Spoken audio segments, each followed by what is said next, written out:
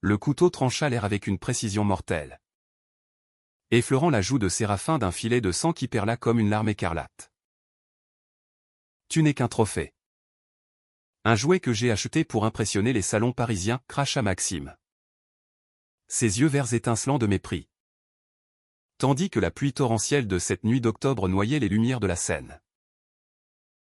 Séraphin, le cœur en miettes, recula contre le parapet du pont, se demandant si l'amour qu'il avait cru forger n'était qu'une illusion forgée dans l'or froid de l'argent.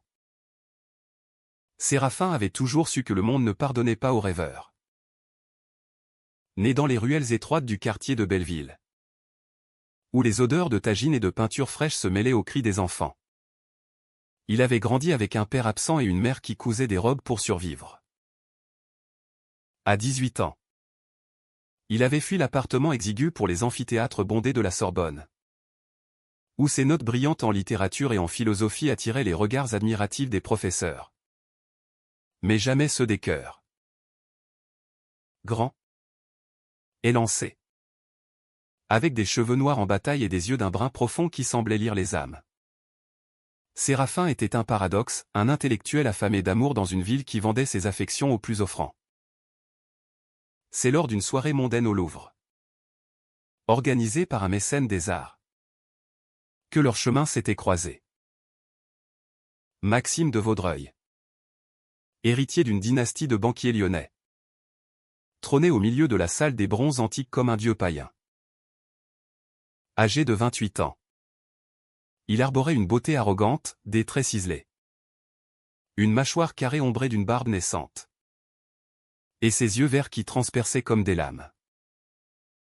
Vêtu d'un smoking sur mesure, il sirotait un champagne millésimé en discutant fusion et acquisition avec des investisseurs bedonnants.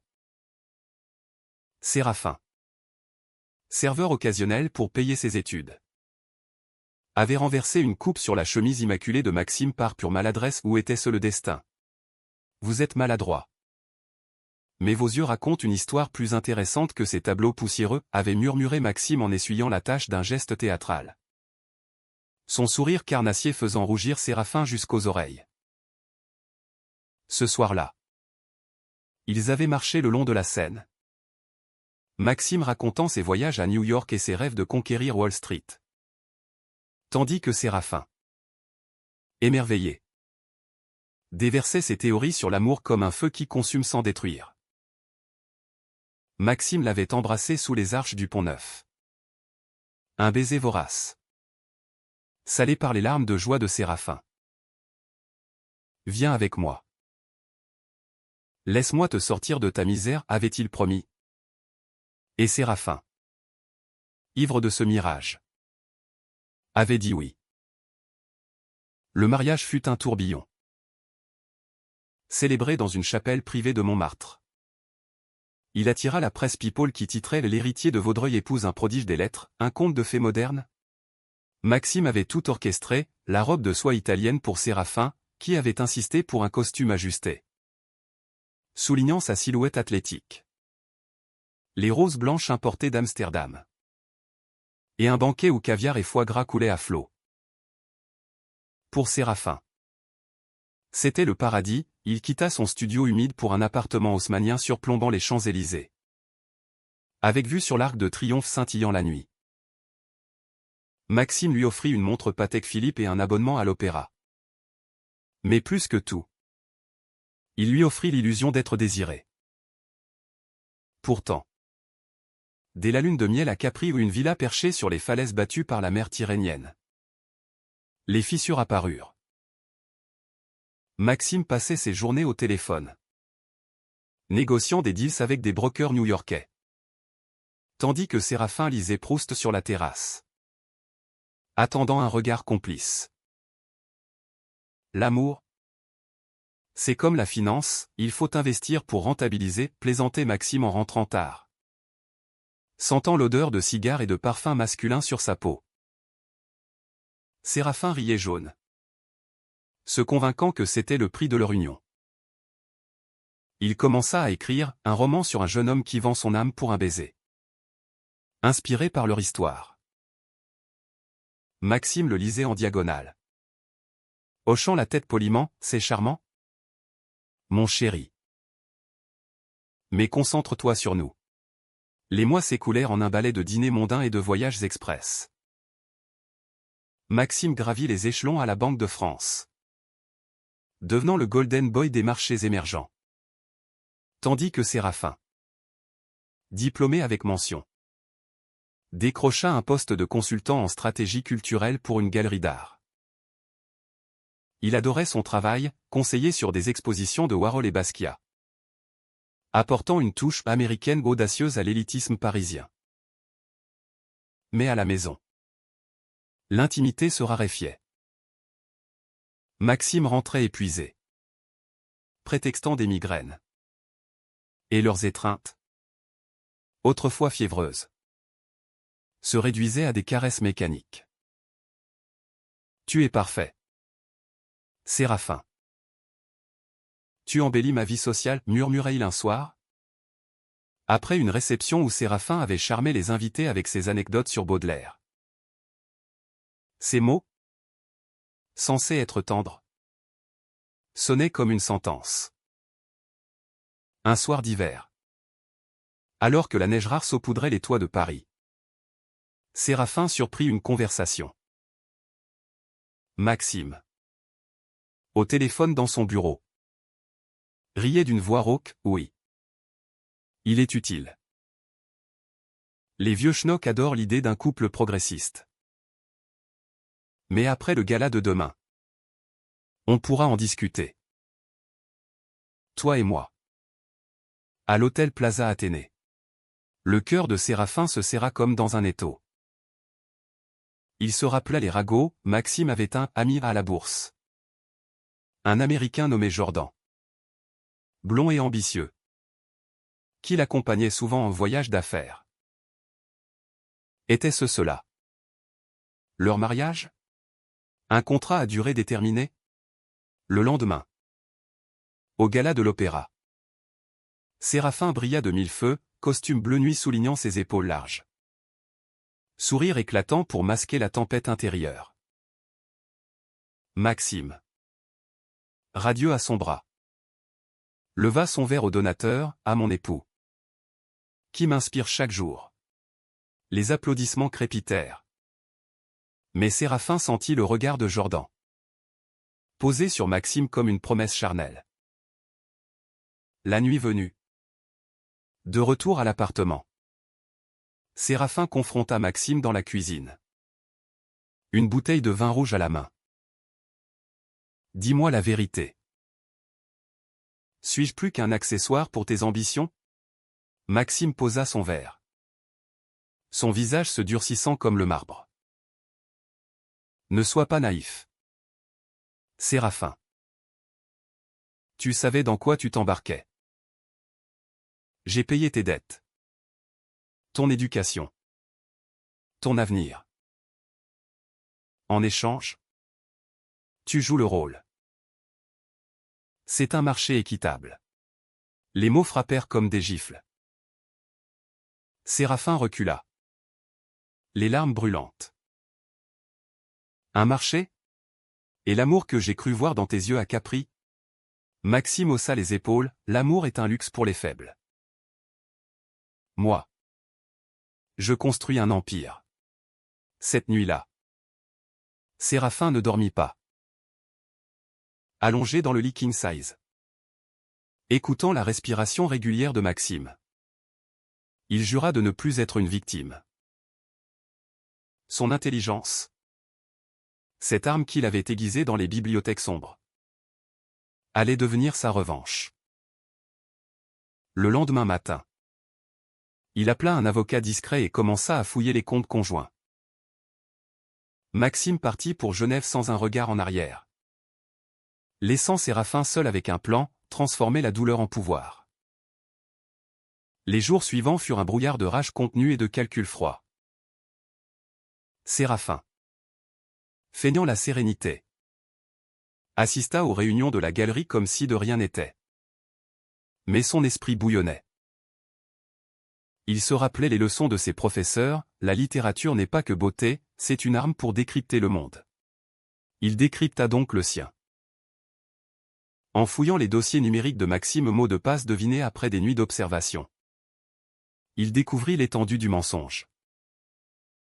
Leur mariage n'était pas seulement une façade, Maxime l'avait utilisé pour un prêt bancaire colossal, justifié par l'image d'un couple stable et moderne. Séraphin était la caution morale. Le vernis progressiste sur un empire bâti sur la spéculation. Mais Séraphin n'était pas homme à se laisser briser. Il contacta un ami de la Sorbonne. Lucas, un geek en informatique qui bossait pour une start-up de fintech.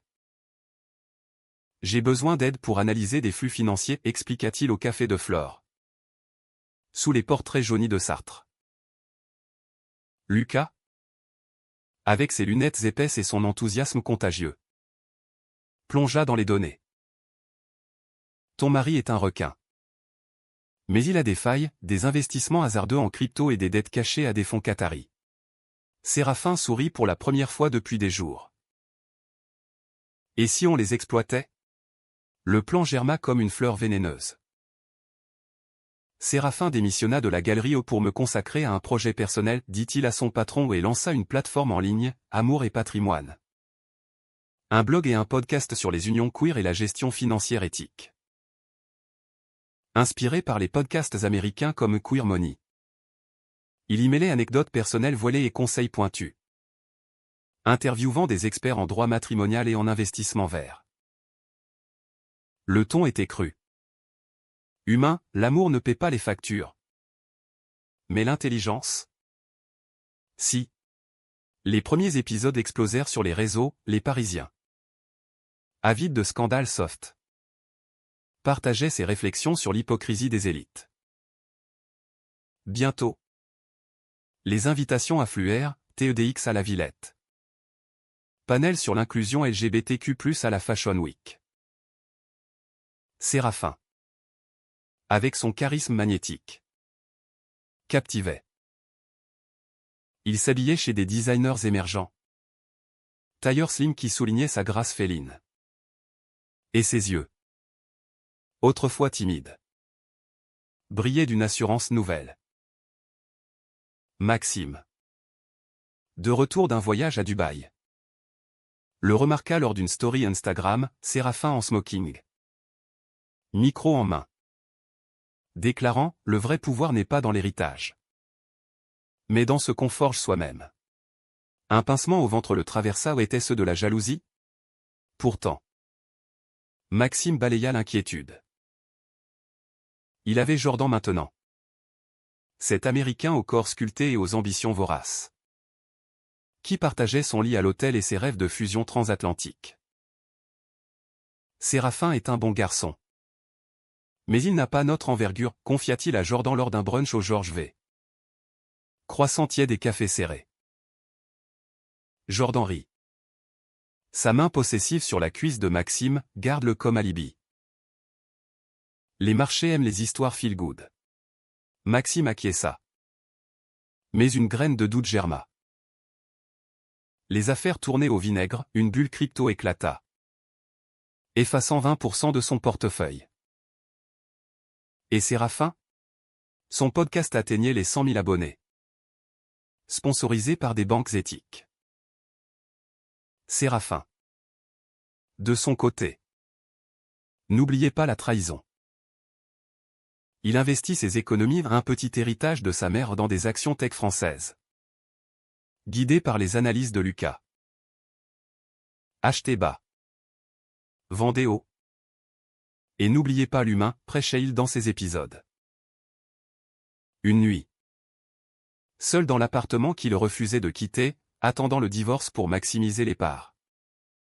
Il écrivit une lettre qu'il ne posta jamais, « Tu m'as acheté. Maxime.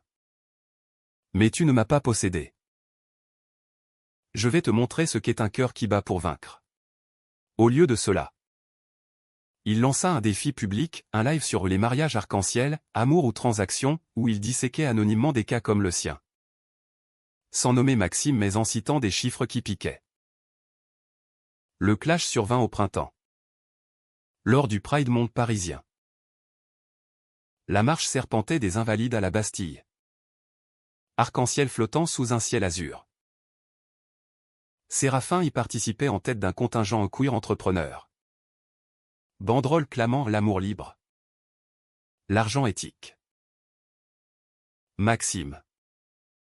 Forcé d'y paraître pour son image. Le vit de loin, Séraphin. Torse nu sous une chemise ouverte. Tatouage improvisé d'un cœur brisé sur l'épaule. Dansant au rythme de Daft Punk remixé queer. Leurs regards se croisèrent au milieu de la foule. Et Maxime sentit un frisson au désir. Regret? Il s'approcha.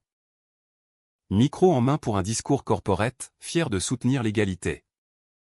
Et mon époux qui incarne cela si bien. Séraphin. Micro à son tour. Improvisa, l'égalité. C'est aussi dire non au contrat qui brise les âmes. J'ai appris que l'amour ne se monnaie pas. La foule hurla. Pensant à un clin d'œil militant, Maxime pâlit. Comprenant le sous-texte. Ce soir-là. À l'appartement. L'orage éclata. Maxime claqua la porte. Tu me sabotes en public? Après tout ce que j'ai fait pour toi. Séraphin. Calme comme un lac gelé. Répondit, ce que tu as fait? Tu m'as loué. Maxime. Maintenant. Je me rachète moi-même. Les semaines suivantes. Séraphin accéléra. Son podcast devint une marque, partenariat avec Grindr pour des conseils dating SAF. Et une app Atledger pour tracker finances et sentiments dans les couples queer.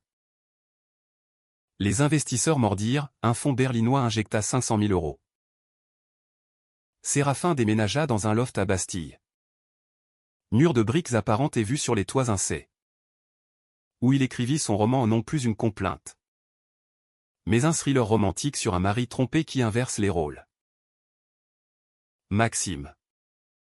Assiégé par les rumeurs, Jordan l'avait quitté pour un rival plus riche. Appela enfin, on doit parler. Divorce ou pas? Ça me concerne. Séraphin raccrocha. Le cœur battant. La revanche n'effaçait pas la douleur, elle l'aiguisait. Mais au fond. Dans les silences de la nuit parisienne. Il se surprenait à espérer, et si Maxime revenait? Non pour l'argent? Mais pour l'homme qu'il avait ignoré? L'été enveloppa Paris d'une chaleur moite. Transformant les boulevards en fournaises où les Parisiens migraient vers Deauville ou la Côte d'Azur. Séraphin. Ancré dans sa nouvelle vie. Refusa l'exil. Son loft devint un hub, Lucas codait frénétiquement sur un canapé-lit. Tandis que des influenceurs queer venaient pour des collabs. Riant autour de pastis frais. Tu es notre icône. Séraph. Le mec qui a hacké le cœur du capitalisme rose, le taquinait une podcasteuse belge. Et Séraphin rougissait. Se sentant enfin vu au non comme un accessoire. Mais comme un phare. Pourtant. Les nuits étaient hantées. Il rêvait de Maxime, leur premier baiser volé dans les jardins du Luxembourg. Les promesses chuchotées sous les draps de soie. Réveillé en sueur. Il ouvrait son ordinateur et canalisait la peine en code. En mots. Son roman. Le contrat brisé. Avançait, l'histoire d'un intellectuel nommé Elias qui épouse un magnate pour l'amour. Pour se voir trahi et renaître en stratège impitoyable. Les bêta-lecteurs adoraient, c'est cru. Romantique. Comme un film de Gus Van Sant meets The Wolf of Wall Street. Séraphin y glissait des vérités, l'amour n'est pas une dette, c'est un feu qu'on allume ensemble. Maxime. Lui. Sombrait. À Genève. Ses deals capotaient, une OPA ratée sur une start-up fintech. Orchestrée par un concurrent qui sentait le sang. Jordan l'avait largué par texto au trop de drama. Babe. Besoin de stabilité. Et les tabloïds murmuraient, crise chez Vaudreuil, le prince charmant perd son éclat. Il rentra à Paris. squelettique sous son costume froissé. Et erra dans les rues familières. Passant devant le loft de Séraphin, adresse glanée via un détective privé. Il hésita devant la porte vitrée. À travers, il vit Séraphin rire avec un groupe d'amis. Une bouteille de rosé à la main. Sa chemise déboutonnée révélant un torse allé par des runs matinaux le long de la Marne. Un soir de canicule. Maxime frappa. Séraphin ouvrit. Torse nu.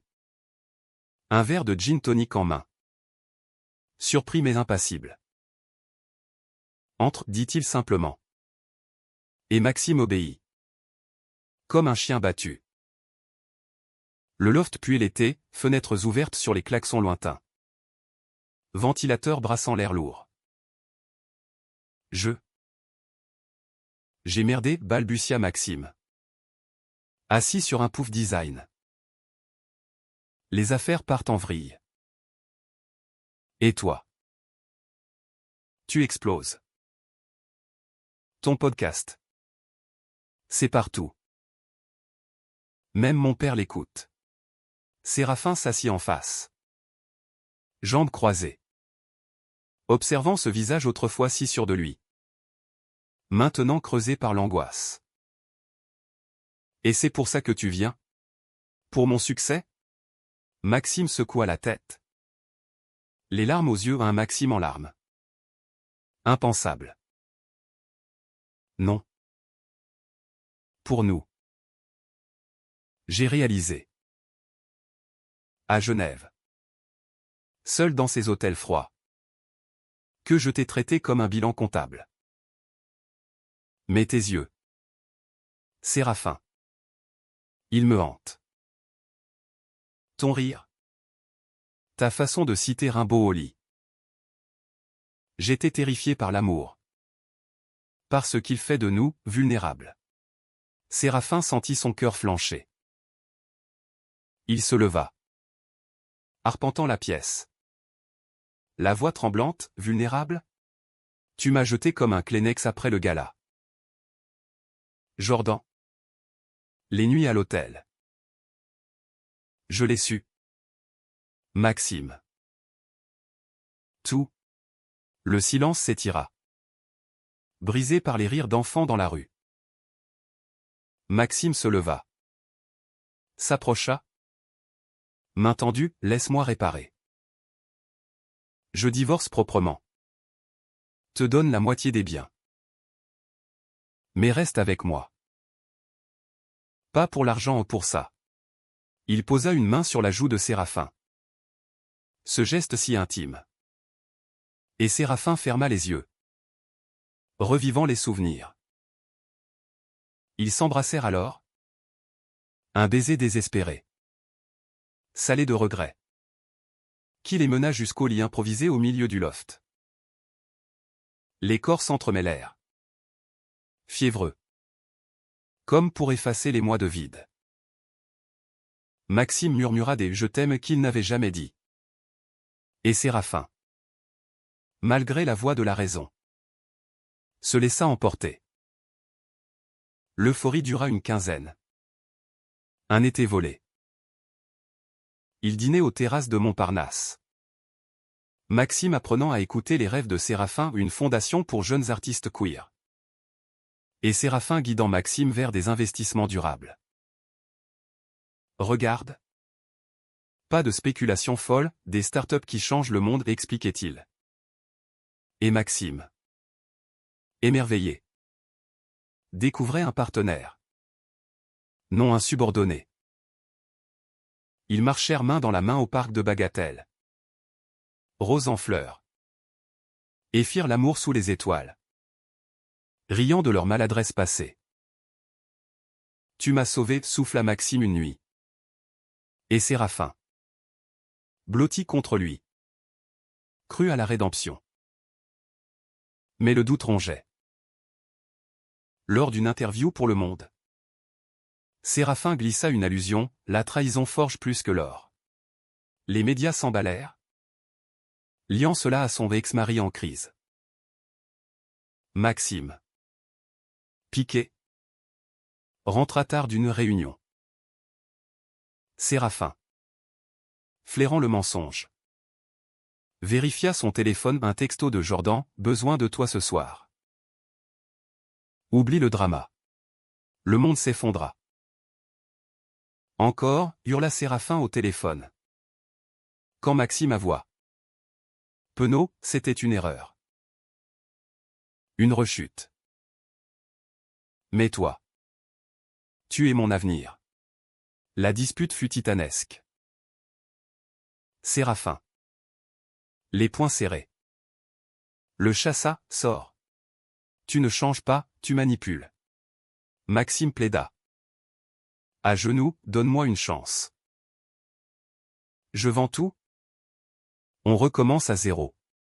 Mais Séraphin. Le cœur blindé. Ferma la porte. Seul. Il pleura jusqu'à l'aube. Puis appela Lucas, accélère le lancement de l'app. Et prépare les papiers pour racheter les parts de Maxime dans notre ancien compte. La revanche reprenait. Plus aiguisée. À l'automne.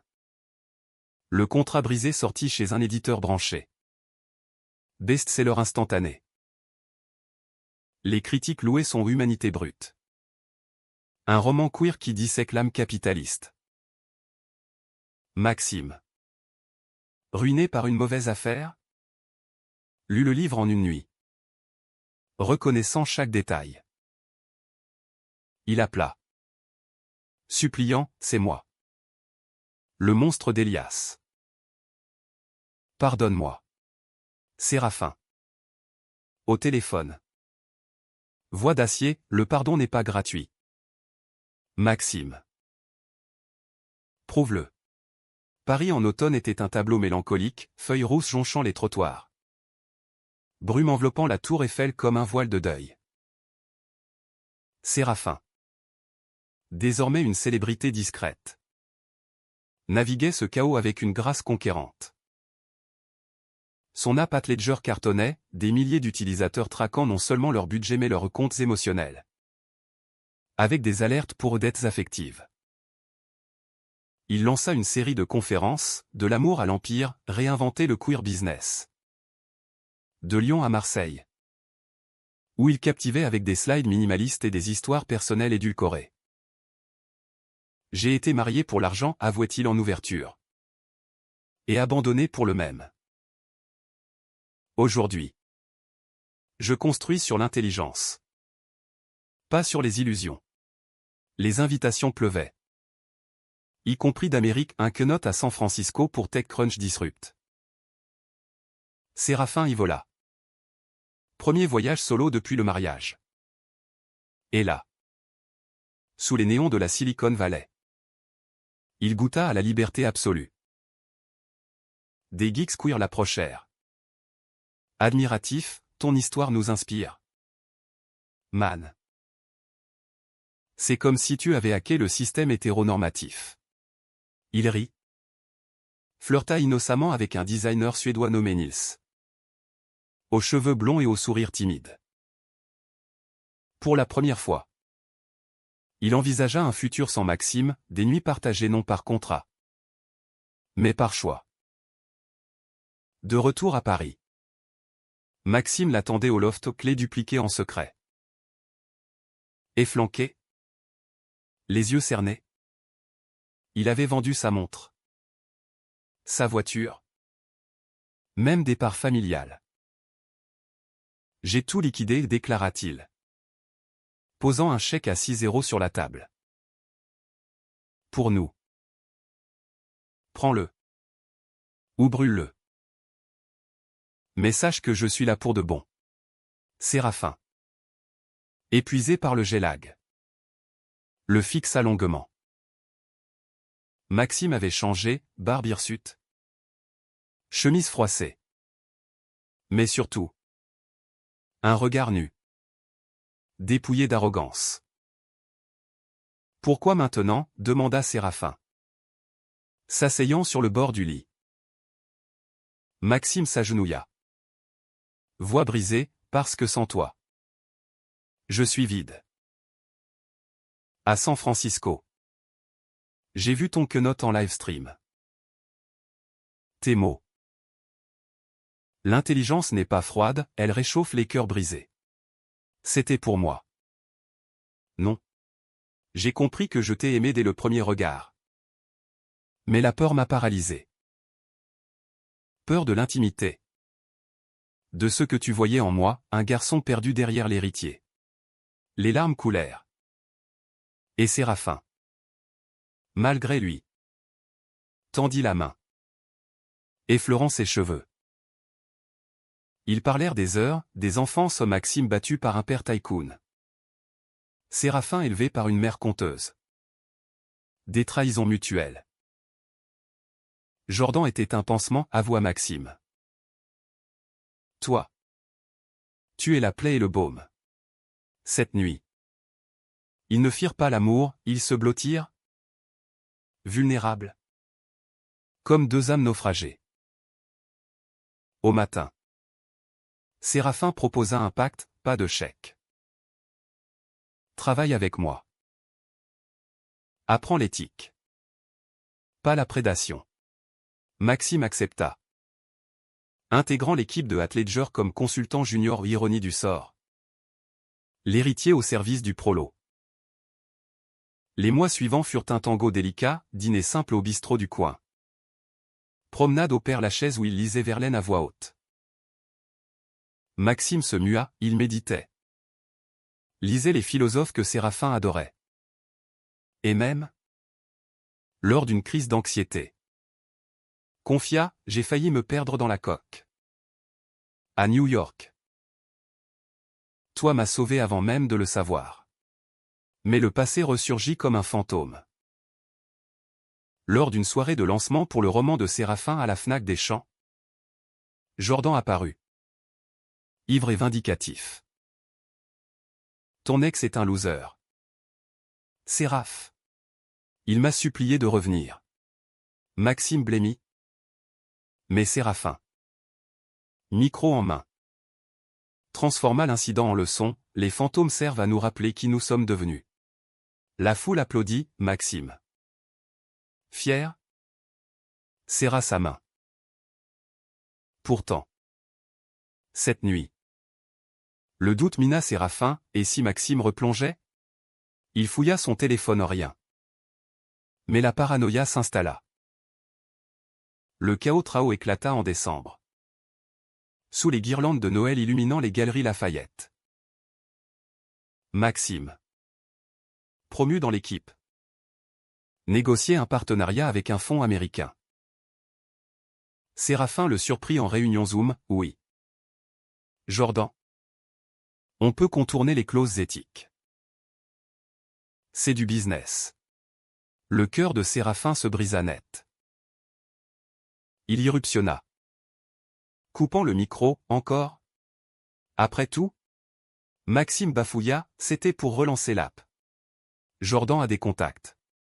Mais Séraphin vit clair, la vieille habitude. Le poison du gain facile. La dispute fut un ouragan. Tu n'apprends rien. Tu me supplies. Mais tu trahis par instinct, hurla Séraphin, jetant le chèque déchiré. Maxime. Acculé. Craqua, j'ai peur. Séraphin. Peur de te perdre si on échoue. L'argent? C'est ma sécurité. Séraphin. Larmes aux yeux. Répondit, et moi? Je suis ta peur incarnée? Sors. Définitivement. Maxime partit dans la nuit enneigée. Silhouette solitaire sous les flocons. Séraphin s'effondra, appelant Lucas en sanglots. C'est fini. Mais je survis. Il annula le partenariat, renforçant l'éthique de l'app. Le roman gagna un prix, le Renaudot des lycéens. Et Séraphin, sur scène, dédia à ceux qui aiment malgré la douleur. L'hiver s'éternisa. Paris engourdi sous un manteau de givre qui craquelait les rêves. Séraphin. Phénix descendre. Plongea dans son travail avec une ferveur presque mystique. Ledger atteignit le million d'utilisateurs. Traduite en anglais et espagnol. Avec des féatures comme alerte cœur brisé et des thérapies virtuelles pour couples en crise. Il voyagea, Berlin pour un sommet queer. Où Nils l'invita à dîner. Un flirt innocent qui raviva son corps endormi.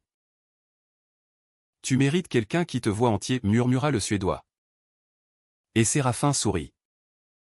Mais son cœur, tatoué de Maxime, hésitait. Maxime, exilé dans un studio minuscule à Pigalle, toucha le fond. Sans le filet familial au père déçu, coupant les vivres. Il enchaîna les jobs freelance, consultant pour des PME. Rédigeant des rapports sur l'éthique qu'il avait si longtemps méprisée. Il lisait le contrat brisé chaque soir. Soulignant les passages où Elias pardonnait, non. Murmura-t-il à l'ombre. Le pardon exige la vérité. Il écrivit des lettres des dizaines. Non envoyé, je t'ai aimé en secret. Dès le champagne renversé. Ma trahison était mal achetée. Enfin. Il les posta. Une par jour. Pendant un mois. Séraphin les lut dans l'ordre. Chaque enveloppe un coup au ventre. La dernière, je ne supplie plus. Je change. Si tu veux voir. Viens au Pont des Arts. Minuit. Le 15 février. Séraphin. Le cœur en guerre. Yala. La scène gelée miroitait sous la lune. Le pont vide dormit un homme emmitouflé. Maxime. Vieilli de 10 ans en apparence. Tenait une rose fanée au sel de leur mariage. Je vends mon histoire, dit-il d'une voix rauque. Un podcast de l'or au cœur. Sur mes erreurs. Pour aider les autres. Pas pour l'argent ou pour guérir. Séraphin. Ému malgré lui. S'approcha. Et moi? Suis-je ton rédemption? Maxime secoua la tête, non. Tu es ma leçon. J'ai appris que l'amour est un risque. Pas un calcul. Si tu reviens. C'est à égalité. Sinon. Je te souhaite le monde. Ils se turent. Le vent charriant des flocons timides. Séraphin pensa à sa mère, l'amour humanise. Fiston. Il ne détruit pas. Il prit la main de Maxime. Froide mais sincère. À égalité. Alors. Mais lentement. Le printemps revint. Fleuri de possibles. Ils ne se remarièrent pas encore. Mais collaborèrent, Maxime co-hébergea un épisode de podcast. Voix tremblante confessant ses failles. Séraphin. Guéri par le temps. Écrivit une suite au roman, Le feu reconquis. Où Elias et son amant forgent un empire d'amour vrai. Lors d'une lecture à la Comédie Française. Maxime dans le public. Leurs regards se croisèrent, un pont reconstruit. Non sur l'or, mais sur la vulnérabilité. Paris. Témoin indifférent. Bruissait de ses secrets. Séraphin. Marchant avec Maxime le long de la Seine. Murmura, tu m'as brisé. Mais tu m'as libéré. Maxime serra sa main, et toi? Tu m'as appris à supplier au non pour posséder. Mais pour mériter. Dans l'ombre des ponts. Leur histoire. Humaine et imparfaite. Fleurie, un témoignage que l'intelligence du cœur triomphe toujours de l'ombre de l'argent.